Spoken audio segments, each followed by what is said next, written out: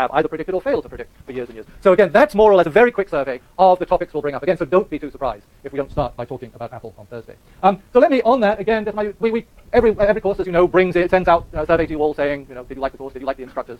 We always look at them closely and learn a little from them. I won't go through now all the encomiums about how Jeff should win the Nobel Prize and I should be Chancellor of the University, but of course our students love us to death. But if I set those few things aside, great things like, what didn't you like about this course? We get quite a lot of what people didn't like. My favorite answer, I think, is history. Now, I can sympathize with that, except that if the course is called the history of information, there's perhaps a moment early in the semester when you ought to state this objection and walk out, rather than wait till the very end and put it on the survey at the end. So do remember again that this is about history. And again, a standard thing, focus more on Silicon Valley in the second half of the course.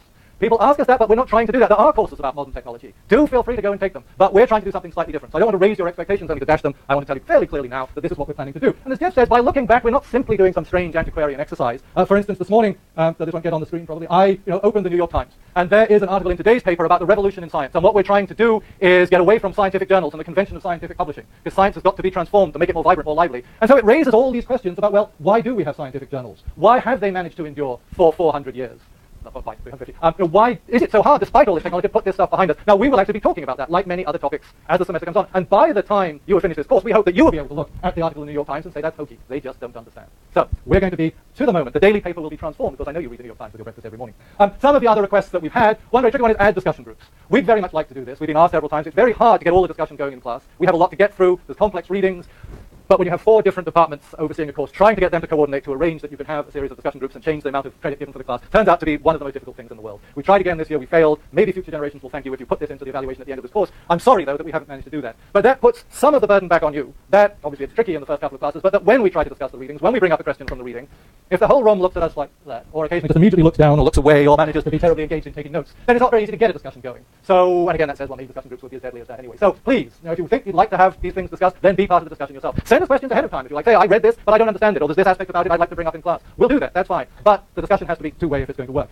Shorter readings, standard request. What do we say? How short can they be? I like to see that actually some, wanted more scandalous materials. I like that idea. I'm not quite sure that I've been able to meet it. I'll leave that to Jeff. He'll produce the scandal.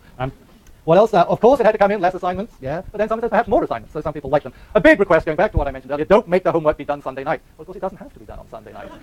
You get the assignment on Thursday morning. You have plenty of time if you don't want to do it. Friday would be better. Friday is fine. Send it on Friday. Blake won't complain. But Blake and we have to look through these assignments before we come to class on Tuesday, so we need some time too. And with 80 or 90 assignments, that's quite a lot of work on our part. So that's one reason why they have to be in. And I would also bet that if we asked the assignments to come in on Monday night, we would get a lot of things saying, don't make the assignment come in on Monday night. So there's not much we can do either way. I like this someone who said the assignments didn't take too long to complete. I haven't tried to make them more difficult because of that, I promise you. They'll do the same. Now, one point is I noticed a few people starting to close up their PowerBooks and put their notepads away, and there's a little rustling on the desks. We have got an awful lot of ground to cover. 52,000 years, all right, in 15 weeks, which tends to mean that we will use most of the time, right up to 11 o'clock.